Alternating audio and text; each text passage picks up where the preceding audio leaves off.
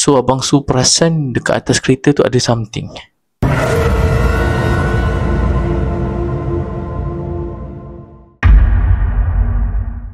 Okay Abang Su, tadi part yang pertama Abang Su dah ceritakan pengalaman Abang Su pasang reban ayam dekat Kuala Kangsar kan.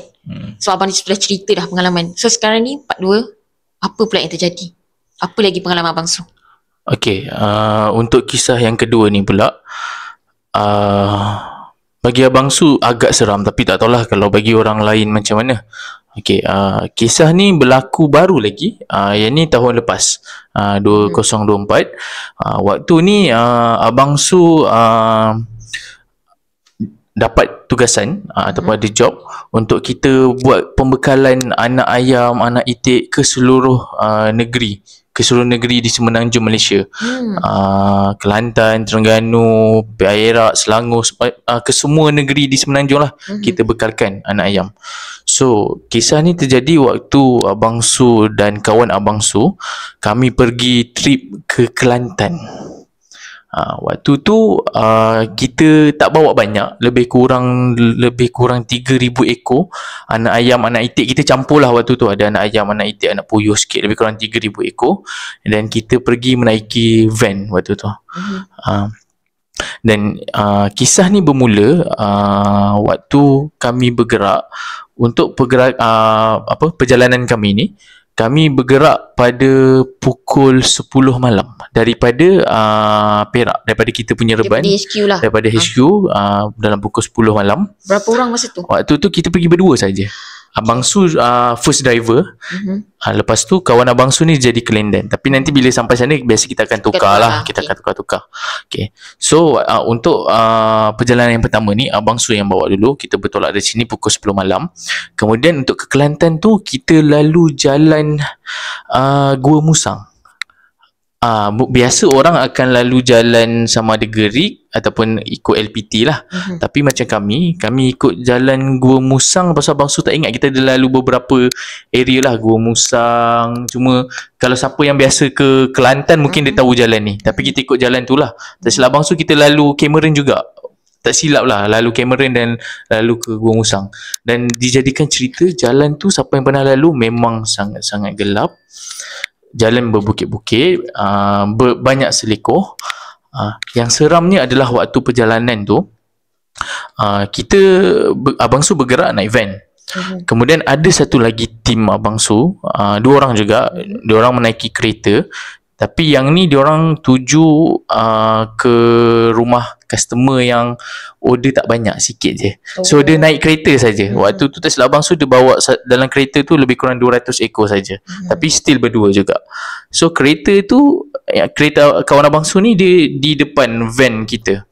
Okay. So dalam perjalanan Abang Su tak silap lepas kita lalu Cameron tu kot, jalan makin berbukit. Kita macam turun dari kawasan area bukit. Waktu tu Abang Su perasan jalan tu memang sangat gelap. Tak ada kenderaan lain melainkan hanya banyak kenderaan lori sahaja. Okey, ada banyak pun jarang-jarang jumpa. Jarang dan nampak lah, jarang berselisih. Dan berselisih tu masih banyak lagi. Tapi untuk jalan kita yang sama, maksudnya kita menuju ke Kelantan, kita tak jumpa sebarang lori. Tapi lori yang berselisih dengan kita ada banyak. Okey, faham. Dia bayang. So ada beberapa yang Abang Su nampak ni, ada 2-3 lori. Bila dia berselisih dengan kita, tiba-tiba dia bagi high beam. Dia high beam kereta kawan Abang Su. Tapi masa tu Abang Su masih tak perasan. Abang Su dan kawan Abang Su masih tak perasan. So kita just bawa macam biasa. Tapi seingat Abang Su mungkin high beam yang keempat ataupun kelima. Masa tu Abang Su perasan bila lori hadapan tu high beam. Yelah, high beam lori kan besar, kuat kan. So Abang Su perasan dekat atas kereta tu ada something. Ada something yang waktu tu Abang Su tak tahu dia nak cakap. Dia atas kereta? Dia posisi dia bukan sedang duduk. Dia macam sedang meninggi, orang kata. Meninggi di atas kenderaan tu. Tetapi dia hanya macam bayang-bayang yang hitam. Abang Su hanya dia macam bila lori tu bagi high beam, dia hanya macam nampak ada bayang-bayang hitam yang macam tengah meninggi. Dan benda tu sekilas saja. So tapi waktu first Abang Su tengok tu, kita hanya istighfar je lah. Astaghfirullahalazim, apa tu? Dan kita teruskan je lah. Lepas dah gelap tu kita dah tak nampak semula lah. Tapi Abang Su cuba beranikan diri. Abang Su sendiri high beam. Abang Su high beam, tengok tak ada apa yang Abang Su nampak. Tapi kita masih diam lah. Dan waktu tu Abang Su nak bertanya dan bersembang dengan, mesti Abang Su masa tu fikir macam, aku tadi nampak macam something, betul ke apa aku nampak tadi kan? Mesti dia macam terfikir-fikir. Betul, kita just nakkan kepastian lah apa yang kita nampak tu. So Abang Su nakkan kepastian tu, sebab tu Abang Su nak cuba tanya kelendan Abang Su, kawan Abang Su ni, untuk pastikan betul tak apa yang Abang Su nampak tu dia pun nampak. Tapi bila Abang Su nak tanya, baru Abang Su perasan dia tidur. So bukan tak ada bukti. So waktu tu Abang Su tak ada kepastian, betul ke apa aku nampak ni. Dia kalau kita nampak seorang, dengan kalau at least kawan kita pun nampak, ada kepastian. Itulah bukti. Betul. Okey lah kan. Tapi bila kita seorang nampak, so kita pun macam lagi takut. Dia tak takut, dia macam bertanya-tanya. Abang Su jadi bertanya, apa aku nampak tu. Tapi kita teruskan perjalanan lagi. Dan tiba-tiba kawan Abang Su yang di kereta tu, dia bagi tahu, weh nak kencing. Dia call. Dia contact WhatsApp lah. Dia beritahu, boleh tak kita berhenti mana-mana nak kencing. Dan waktu tu Abang Su cakap, ini kita kat area hutan ni. Mana ada R&R, tandas. Tapi dia still nak berhenti untuk orang kata betul. Lepas tu waktu tu Abang Su ambil keputusan, sebab waktu tu kira untuk trip tu Abang Su yang lead lah, kita yang lead trip tu. So Abang Su ambil keputusan, okey tak apa, kita cari kawasan yang jalannya agak luas, yang boleh untuk kita berhentikan kenderaan, kereta dan juga van yang selamat. Dan waktu tu Abang Su bukan saja takut dengan benda mistik ni. Waktu tu Abang Su tak fikir sangat. Yang Abang Su takut waktu tu adalah orang, lagi takut orang. Betul. Sebab kawasan gelap, kita tak tahu bukan kawasan kita takut kalau kita berhenti sebagainya ada ancaman. Kita pula bawa amanah betul. Kita pun tengah bekerja, kita takut. Kita pun takut lah apa-apa berlaku. Tapi yelah, Abang Su kesian kawan Abang Su tu, dia betul-betul tak tahan. So kita berhenti. Abang Su ambil keputusan, okay tak apa, lepaskanlah hajat kau dulu, kita orang tunggu. Tapi waktu tu Abang Su minta semua tim yang ada, masa tu 4 orang, 3 orang tu turun daripada kenderaan. Turun dan tunggu, sama-sama turun dan tunggu kawan kita seorang ni menunaikan hajat dia lah. Okay. So tunggu. Lepas tu Abang Su rasa tak sedap hati, sebab kawan Abang Su tu, kami berhenti di kawasan yang jalan tu macam ada lebihan jalan, yang macam kadang-kadang lori ataupun kereta boleh berhenti, dan sebelah jalan tu ada longkang yang besar. Dan depan longkang tu ataupun sebelah jalan tu memang hutan yang lebat.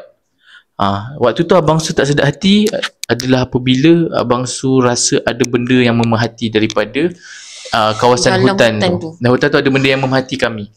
Dan Abang Su waktu tu mungkin tak pasti ni hanyalah gambaran ataupun orang kata memang tu hanya terlintas dalam fikiran ke apa. Tapi Abang Su perasan waktu tu di kawasan hutan tu ada satu makhluk yang besar, tinggi, matanya merah dan sedang memandang. Maksudnya dia tinggi, dia tengok kami dari atas. Maksudnya kalau kita pandang straight tak nampak dia macam betul, Abang Su kena mendongak macam okay, ada something yang sedang memati. Dan waktu tu kita hanya diam je. Kita kalau boleh kita tak nak takutkan tim kita, kita diam dan teruskan je lah. Dan itulah Abang Su bukan nak kata Abang Su ni boleh nampak, tapi tak tahu kenapa waktu tu Allah bagi kita nak nampak. Terbuka hijab. Tak tahulah terbuka hijab orang kata, ataupun memang, ataupun sama. Abang Su kalau setiap kali nampak benda ni ataupun lihat benda ni, Abang Su tanamkan dalam fikiran, okey, dia nak beritahu ni adalah tempat dia, jangan buat macam-macam. Itu je maksudnya.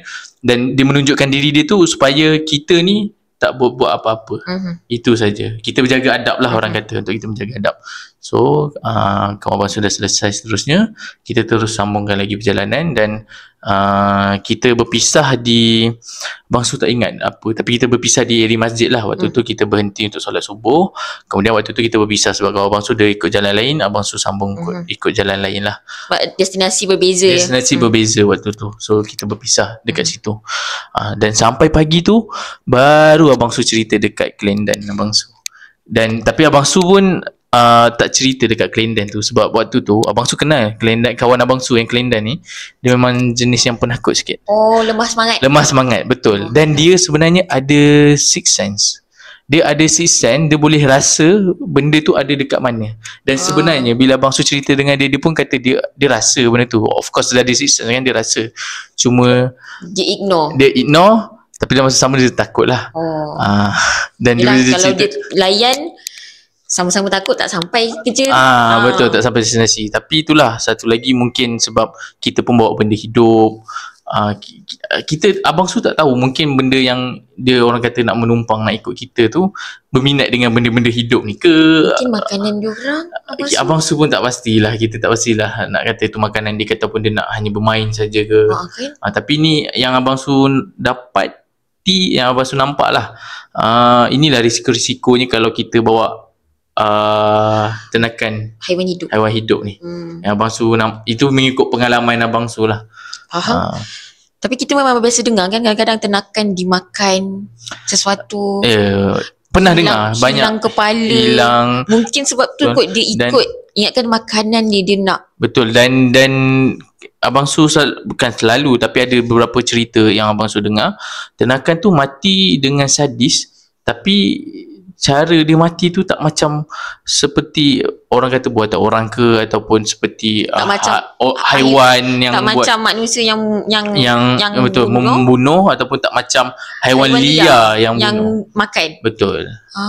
So korang kalau ada pengalaman yang macam Abang Su cerita, haiwan ternakan korang tiba-tiba hilang kepala, tapi cara hilang tu bukan macam musang yang makan, jom sharekan kepada kami di podcast PSU Kisah Hitam Penternak. InsyaAllah kita akan cuba sampaikan beberapa kisah yang korang share.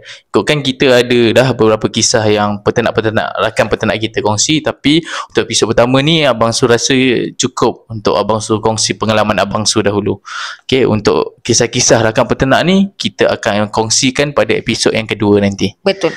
Okay, alright. So rasanya itu saja untuk episod kita yang pertama dan part kedua, part 1 dan part 2. Okay. Betul. So jumpa lagi untuk episod yang seterusnya, InsyaAllah guys.